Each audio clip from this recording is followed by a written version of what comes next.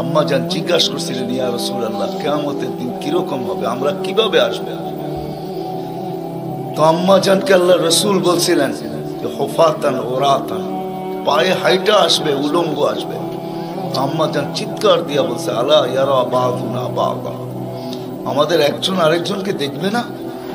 আল্লাহ রসুল আম্মা জানের কোলে শোয়া ছিলেন, উঠা বসছেন, চেহারা রং পরিবর্তন হয়ে গেছে, আর বলছে, আয়েশা ইয়াউমুন আসির, আয়েশা বড় কঠিন দিন। তো দুটা চিত্র তুলে ধরছেন আম্মার সামনে, বলছে, আয়েশা কিরকম কঠিন শুনবা? কাআন্নী আনজুরু মূসা মুতালাফফিফুন বিউমুদিল আরশ ওয়া ইয়াকুলু রাব্বি লা আসআলুকা আল-ইয়াওমা উম্মি ওয়া লা আসআলুকা আল-ইয়াওমা উখতি আসআলুকা নাফসি নাফসি নাফসি নাফসি।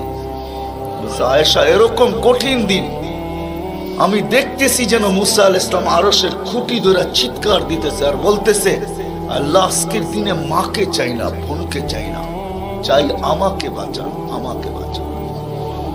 কালিমুল্লাহ, যার কিতাবটা আল্লাহ নিজের হাতে লেখছে, কাতাবাত তাওরাত বিয়াদি, যার কিতাব আল্লাহ নিজের হাতে লেখা দিয়েছেন, কালিমুল্লাহ যিনি, আল্লাহর সাথে যিনি কথা বলতেন, যার উপাধি কালিমুল্লাহ। উলুল আজমি মিনার রসুল, 5 জন নবীর ভিতরে একজন যিনি, 5 জন উলুল আজমি মিনার রসুলের ভিতরে। আল্লাহ রসুল বলছে, আয়েশা আরেকটু দৃশ্য বলবো তোমাকে? তো বলছে, ইয়া রাসূলুল্লাহ বলেন।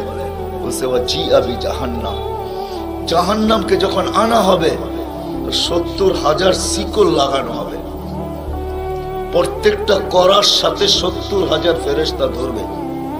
তারপরও জাহান্নাম ছুটবে, সব ফেরেশতাদের হাতের থেকে ছুটা নিচে কিয়ামতের দিন মাঠের দিকে যখন ভাগতে থাকবে, তো জিবরিল আলাইহিস সালাম আল্লাহর পাশে থাকবে, চিৎকার দিয়া বসা পড়বে আর বলবে, রব্বি সাল্লিম সাল্লিম, রব আমাকে বাঁচান, আমাকে বাঁচান। ওই দিন শুধু একজন ব্যক্তিত্ব, আপনার আমার রসূল মুহাম্মদুর রাসূলুল্লাহ সাল্লাল্লাহু আলাইহি ওয়াসাল্লাম শুধু উম্মতি উম্মতি বলে চিৎকার দিবে। আল্লাহ এটাই জবাব দিতেছেন, আনতা তাকুলু উম্মতি, আমি জানি আপনি উম্মতি বলে চিৎকার দিবেন, কেননা এখানে শুধু ব্যথা উম্মতের, আর কোনো ব্যথা নেই, কোনো ব্যথা নাই, শুধু ব্যথা উম্মতের ব্যথা। এমন এক ব্যথা দিলের ভিতরে ছিল, তো বলছে আপনি উম্মতি বলে চিৎকার দিবেন, আমি বলবো রহমতি রহমতি, 99 রহমত রাখা আছে, সালতো তা, ওই দিন আপনি চাবেন আমি দিব, শাফি তুসাফা, আপনি সুপারিশ করবেন আমি মঞ্জুর করব। আর এক রিওয়ায়াতে আল্লাহ বন্ধুকে সান্ত্বনা দিয়েছেন, বন্ধু আনা মালিকি ইয়াউমিদ্দিন আনতা সাহিবা ইয়াউমিদ্দিন, আমি কিয়ামতের মালিক বটে কিন্তু বাদশা কিন্তু আপনি, আমি মালিক কিন্তু বাদশা আপনি। ব্যথা ছিল, ব্যথা। সুনামগঞ্জের মানুষ আমার চেয়ে বড় বড় ওলামার আওয়াজ করছে, আমি শুধু আপনাদেরকে একটু নবীর ব্যথা শুনাইতেছি, কিরকম ব্যথা ভিতরে ছিল। চলেন, যখন ব্যথাই শুনাইতেছিলাম তো আরেকটু শুনাই। প্রথম সিংহায় ফুতে সব ধ্বংস হয়ে যাবে, এটাকে নফখাতুল উলা বলে, কিয়ামত যেটাকে বলে। দ্বিতীয়টাকে নফখাতুন নুশুর বলে, দ্বিতীয় সিংহা ফুতে সব আবার জন্ম হবে, সব পয়দা হবে। কিন্তু এর আগে মৌত সবার হয়ে যাবে, মালাকুল মৌতেরও মৌত হবে, এটাও সত্য, হাদিসে আছে। আমি অতদূর টানতে চাইতেছি না। সর্বশেষ যখন মালাকুল মৌত থাকবে, আল্লাহ জিজ্ঞেস করবে, মাম বাকিয়া ইয়া মালাকুল মৌত, কে বাকি? তো বলবে, লা মা বাকিয়া আহাদ ইল্লা আনা ওয়া আনতাল হাইয়ুল লাযী লা তামুত। আকাশ জমিন আরশের নিচে কোথাও কোনো সৃষ্টি বাকি নাই, শুধু আমি একা বাকি আর আপনি। আল্লাহ জিজ্ঞাসা করবে, আইনা আনতা, তুমি কোথায়? তো বলবে, তাহতা আরশিক, আমি আপনার আরশের নিচে, উপরে তো না। আল্লাহ বলবে, মাদা তারাও, আরশের নিচে তাকায় দেখো তো কি দেখা যায়? তো উনি লেখা দেখবে, আজকেও আছে, ওই দিনও উনি দেখবেন, ইন্নী কাতাবতুল মাউত আলা মান তাহতা আরশি, আমার আরশের নিচে যে আছে তাকে মরতেই হবে। আল্লাযী হাই, চিরঞ্জীব, ফাহুয়া ফাওকা আরশি, সে আমার আরশের উপরে বিরাজমান। তো তো বলবে আল্লাহ এই লেখা আছে এইখানে, তা আল্লাহ বলবে ফাতামুত আনতা, এবার তোমার পালা। ফাইন্নাকা তাহতা আরশি, তুমি আমার আরশের নিচে। ওয়া ইন্নী কাতাবতুল মাউত আলা মান তাহতা আরশি, আর আমার আরশের নিচে যে আছে তাকে মরতেই হবে। সায়ুলকি আলাইহি সাকারাতাল মাউত, আল্লাহ ওনার উপরে মৃত্যুর যাতনা ঢালবেন। আজকে যদিও উনি মৃত্যু সম্বন্ধে কিঞ্চিত ধারণাও রাখেন না, আমার বিশ্বাস উনি মৌত কি জিনিস জানেন না, এটাই তো সত্য। কি যাতনা বিষে বুঝিবে সে কিসে, কবু আসি বিষে ডংসিনি জানে। সাপের বিষ তো ওই বোঝে যাকে সাপে দংশন করছে। উনি তো নিয়ে যায় শুধু আমাদেরকে, হুকুম হয় অপারেশন সাকসেস করেন আর নিয়ে যান। এমনকি প্লেনের ভিতরে উনি অপারেশন চালান, ঠিক না? মানুষ প্লেনও মরে ইদানিং, আগেও মরছে। উনি নিয়ে যান, উনি মৃত্যু সম্বন্ধে কিঞ্চিত ধারণা রাখেন না। তো যখন আল্লাহর ওনার উপরে সাকরাতুল মউত, সায়ুলকি আলাইহি সাকরাতুল মউত, মৃত্যুর যাতনা আল্লাহ ঢালবেন, তো ওই দিন উনি চিৎকার দিবে, চিৎকার। কিরকম চিৎকার? বলবে বিইজ্জতিকা ওয়া জালালিক, তোর ইজ্জত আর জালালের কসম, ওয়া উলুবি মাকানিক, তোর উচ্চতার কসম মালিক।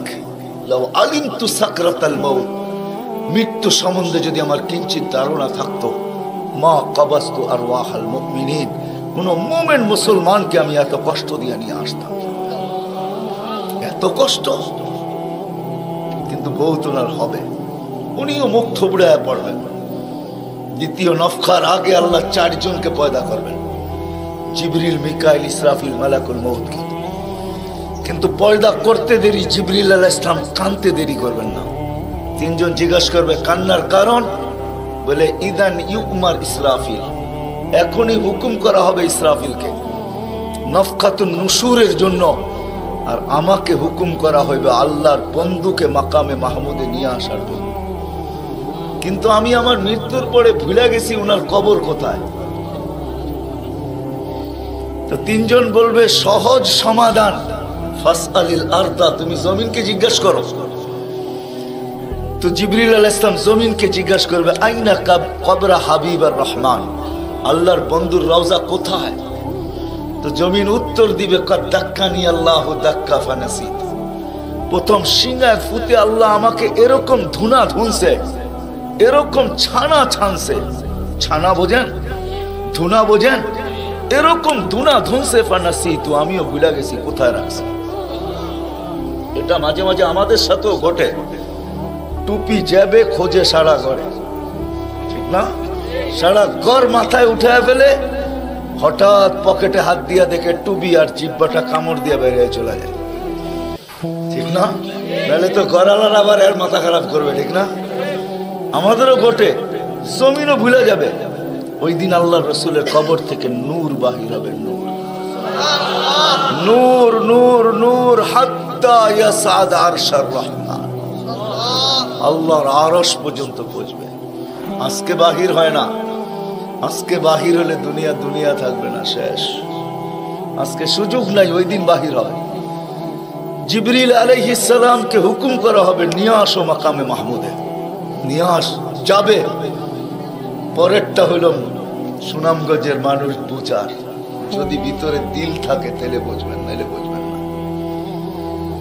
উনি যাবে, পর মারবে পর, আর বলবে তুমি হাবিব আর রহমান, আল্লাহর বন্ধু ওঠেন।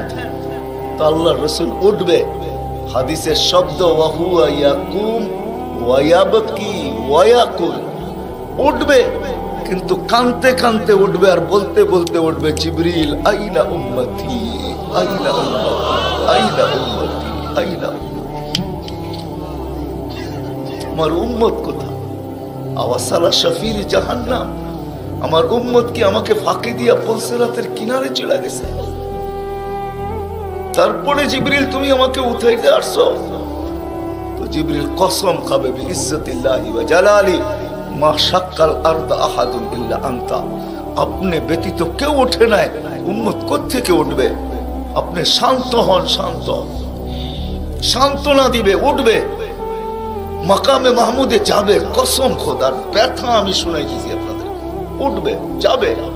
কিন্তু মাকামে মাহমুদে বসবে না, শুধু ডাইন হাতটা রাইখা দিয়া দাঁড়ায় থাকবে। আল্লাহ জিজ্ঞাসা করবে, বন্ধু বসেন না? বলছে না, বসবো না। দাঁড়ায় আছেন কেন, হাত রাখছেন কেন? বলে মালিক এই জন্য হাত রাইখা দাঁড়ায় আছি, এটা আমি মালিক। কিন্তু তাইলে বসেন না কেন? বলে বসবো না। বলছে কারণ? কি কারণে বসবেন না? বলে আমাকে বসায়া দিতে চান তাই না? আমি যদি বসি তো আমার উম্মতের জন্য ছুটবে কে, ভাগবে কে, কাঁদবে কে? কে হাউজে কাউসারে যাবে? কে উম্মতের ঠোঁটে লাগায়া পেলা পান করায় দিবে, পানি পান করায় দিবে? কে মিজানের পাশে দৌড়াবে? পাল্লা যদি সামনে না ঝুঁকে তাইলে দুরুদের গাঠটি নিয়া, যা আমি আপনি পড়ছি নবীর উপরে দুরুদ, ওই গাঠটি গুলাকে নিজের কাঁধে করে নিয়ে চলে আসবে। প্রত্যেকের নামেরটা ইমাম কর্তুবী রহমতুল্লাহ আলাইহি লেখছেন, কিতাব মোতালা করেন, ওই গাঠটি নিয়ে আসবে, নিজে উঠায়া নিয়ে আসবে, উঠায়া। এই জন্যই বলছে আমার উপরে দুরুদ বেশি বেশি পড়ো। ডেলি পড়ো না তো জুমার দিন পড়ো, আকসিরু আলাইহিস সালাহ ইয়াউমাল জুমআ, জুমার দিন বেশি বেশি আমার উপরে দুরুদ পড়ো। তোমাদের দুরুদ গাঠটির ভিতরে রাখা থাকবে, গাঠটি। কিয়ামতের দিন যদি পাল্লা না ঝুঁকে তো আমি পিঠে করে উঠায়া পাল্লায় দিয়া ঝুঁকায়া দিব, ঝুঁকায়া। আবার মিজানের পাল্লায় পুলসিরাতের ওইখানে দৌড়াবে। বলছে কে দৌড়াবে? উম্মতের জন্য, যে কিয়ামতের মাঠে ব্যথা নিয়ে উঠবে, ব্যথা।